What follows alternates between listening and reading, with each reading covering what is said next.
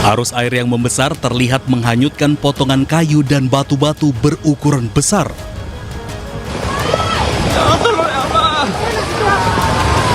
Peningkatan volume air dipicu curah hujan yang tinggi sejak Kamis siang. Kembali di News Pagi, pemirsa, banjir bandang kembali terjang Kabupaten Agam, Sumatera Barat. Banjir di Jorong Pasa meninjau dipicu curah hujan tinggi dan hingga saat ini belum ada laporan dampak kerusakan atau korban.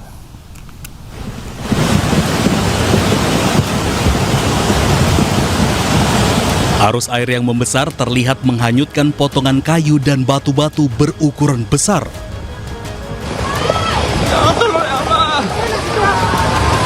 Peningkatan volume air dipicu curah hujan yang tinggi sejak Kamis siang. Ya Allah! Aliran deras dari hulu membawa material berat menuju kawasan permukiman dan aliran sungai utama di Jorong Pasa, Maninjau, Kabupaten Agam, Sumatera Barat. Warga pun khawatir dengan curah hujan yang masih tinggi dapat mengakibatkan banjir bandang susulan. Petugas pun mengimbau warga agar tetap waspada, terutama yang memiliki tempat tinggal di sepanjang bantaran sungai dan daerah rawan galodo atau banjir bandang. Orangnya ada di dalam, bisa naik ke atas orangnya. Ratusan warga korban banjir bandang dan tanah longsor di daerah Pasilaweh, Lubuk Alung, Kabupaten Padang Pariaman, Sumatera Barat masih bertahan di tempat pengungsian. Pasalnya rumah mereka belum bisa ditempati karena masih kerap terjadi banjir dan longsor susulan.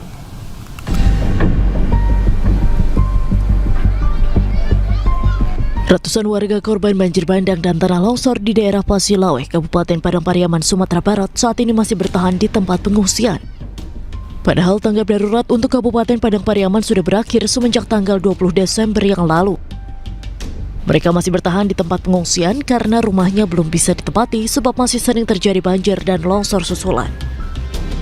Menurut Wali Nagari Pasilaweh Peri Adinur, saat ini sudah dilakukan verifikasi terhadap rumah warga yang terdampak bencana. Kemarin kita sudah tim verifikasi dari Kabupaten Padang Pariaman yang dalam hal ini ada BPBD, ada yang dari PU dan juga dari Dukcapil untuk memastikan verifikasi rumah yang benar-benar rusak, yang dalam hal ini untuk pengajuan baik itu sementara uang daftar tunggu harian ataupun untuk hunian tetap masyarakat. Saat ini warga masih menunggu kepastian dari pemerintah tentang pemindahan mereka ke hunian sementara atau ke lokasi lain dengan mendapatkan uang tunggu harian Rp600.000 per bulan selama 6 bulan.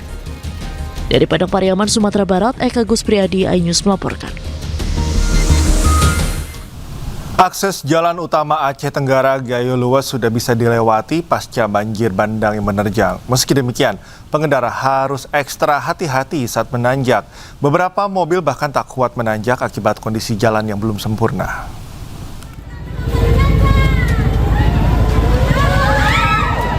Inilah detik-detik saat mobil pick-up tak kuat menanjak di akses jalan Aceh Tenggara Gayo Lues. Meski jalan sudah bisa dilalui kendaraan, namun para pengendara harus ekstra hati-hati. Pasalnya jalan utama Aceh Tenggara Gayo Lues masih terjal dan ekstrim, apalagi saat melintasi tanjakan di Desa Serkil. Kondisi jalan yang berbatu serta kontur tanah di tanjakan membuat pengendara harus naik secara bergantian agar bisa melewati tanjakan. Akibatnya antrean panjang terjadi dan membuat para sopir harus menunggu 3 jam untuk melintasi jalan ini. Dari Kabupaten Aceh Tenggara, Aceh, Medi Arjuna, iNews melaporkan. Pemirsa, pembersihan lumpur dan sedimentasi terus dikebut di 1 jalan nasional dan 2 jalan daerah di Kabupaten Aceh Tamiang, Aceh. Pembersihan dilakukan agar akses transportasi masyarakat berangsur normal. Guna memastikan percepatan penanganan, Menteri Pekerjaan Umum Dodi Hanggodo meninjau langsung pembersihan jalan terdampak banjir bandang di Aceh Tamiang.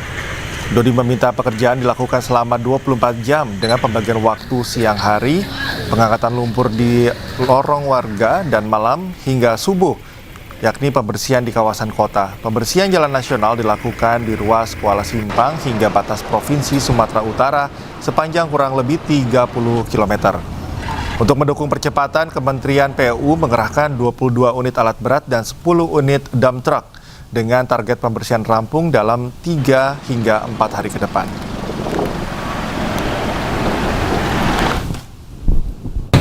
Jadi ya memang kendala utama kalau dari pagi hingga sore kan traffic sangat kuat ya, sehingga teman-teman masih kerjanya susah. Jadi saya minta, kita akan kerja 24 jam di situ untuk mengejar waktu. Jadi pagi sampai dengan sore teman-teman akan mengumpulkan lumpur-lumpur dari lorong-lorong kanan kiri. Jadi kan mungkin ada yang lihat ya, ada beberapa alat berat kita yang disampaikan lagi dulu, tapi itu masih kurang, kita akan tambah lagi alat beratnya ya, kita akan tambah lagi. Dari Medan, saya lagi minta tolong Kepala Balai. Ya, tunjukkan semangat gotong royong TNI AD dan warga memperbaiki jembatan gantung yang rusak di Aceh Tenggara, Aceh. Jembatan tersebut merupakan akses vital yang menghubungkan dua kecamatan.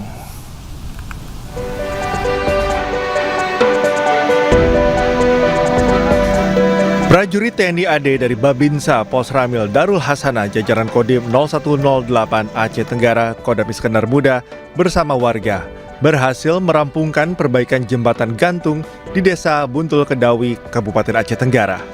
Jembatan ini merupakan akses vital yang menghubungkan Kecamatan Darul Hasanah dengan Kecamatan Ketambe. Sebelumnya, kondisi jembatan rusak dan mengganggu aktivitas warga. Perbaikan dilakukan secara bergotong royong, kolaborasi antara TNI AD dengan rakyat. Alhamdulillah hari ini tanggal 24 Desember 2025, jembatan gantung penghubung Desa Buntul Kendawi, Kecamatan Darul Hasanah, dan Desa Penungkunan, Kecamatan Ketambe telah selesai kami laksanakan dengan bergotong royong antara personil Kodim 0108 Agara dengan masyarakat. Kini jembatan bisa dilalui kendaraan roda 2 dan pejalan kaki. Upaya ini sebagai wujud nyata TNI hadir di tengah masyarakat. Percepat pemulihan pasca bencana Sumatera, Polri menerjunkan ratusan personel BRIMOB tambahan. Selain penambahan personel, Polri juga mengirimkan belasan alat berat.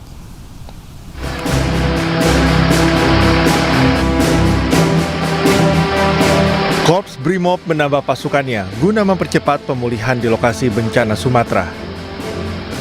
Polri menerjunkan 500 personel BRIMOB dari sejumlah kepolisian daerah.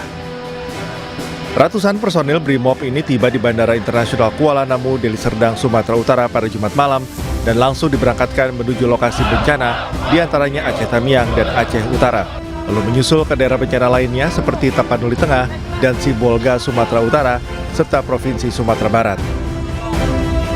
Nantinya pasukan ini akan menjadi penambal pasukan BRIMOB sebanyak 2 batalion yang sudah bersiap di lokasi bencana. Bapak Kapolri memerintahkan untuk penambahan perkuatan BRIMOB. Kita menggunakan BRIMOB dari Mako, 2 batalion, kemudian malam hari ini ada dari 5 Polda akan kita kirim mendarat pada hari ini. Kemudian nanti akan sesuai dengan prioritas Bapak Kapolri memerintahkan kepada saya untuk mengecek langsung pendistribusiannya, yaitu di Polda Aceh, khususnya di Aceh Utara, kemudian Aceh Tamiang. Aceh Tamiang akan kita perkuat kembali, demikian juga di Aceh Tengah. Selain menurunkan ratusan personel BRIMOB, Polri juga mengirimkan belasan alat berat yang sudah dipersiapkan dan dibawa ke daerah bencana. Dari Deli Serdang, Sumatera Utara, Wahyu Rustandi, iNews melaporkan. Di tengah kepungan banjir dan lumpur yang melumpuhkan Kota Padang, Sumatera Barat, jurnalis iNews TV Budi Sunandar melangkah menembus titik mati mempertaruhkan nyawa demi sebuah kabar. 1 bulan berlalu sejak bencana menghantam, Budi masih setia di garis depan, meninggalkan hangatnya keluarga demi menyuarakan jeritan warga yang terisolir.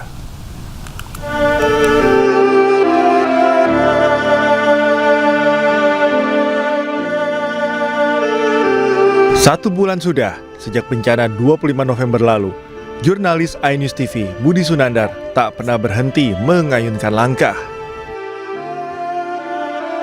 Menerobos medan yang terputus, mendaki timbunan lumpur, hingga menyelami kesedihan warga di daerah-daerah yang belum tersentuh bantuan.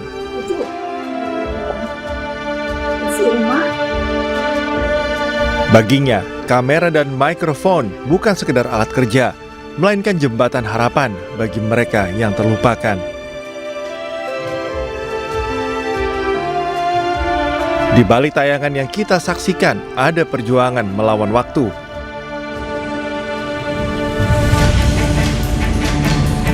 Saat listrik padam dan sinyal internet lumpuh, Budi harus bergerilya, berburu koneksi hingga ke sudut-sudut kota hanya untuk memastikan berita terkirim ke Jakarta. Lelah itu nyata, namun kewajiban memberikan kebenaran jauh lebih besar dari rasa letihnya. Dari segi peralatan, musuh terbesar jurnalis di lokasi banjir adalah air dan kelembaban. Kamera saya sempat error karena terkena percikan hujan terus-menerus. Belum lagi sinyal yang hilang timbul, padahal kita dikejar deadline setiap jam. Ditambah lagi beban psikologis yang paling menyakitkan adalah saat ada warga yang mengira kami membawa bantuan logistik, lalu mereka mendekat dengan harapan besar, padahal kami hanya membawa kamera dan catatan. Rasanya bersalah sekali hanya bisa merekam kesedihan mereka tanpa bisa langsung memberi bantuan pangan. Namun ada satu kepuasan batin yang sulit dijelaskan. Seringkali setelah berita kami naik dan viral, bantuan mulai berdatangan ke titik yang sebelumnya terisolasi. Di lokasi bencana, ia bukan hanya penulis berita, namun saksi atas pilunya warga yang bertahan di tengah keterbatasan. Dari Padang, Sumatera Barat, Budi Sunandar, iNews melaporkan.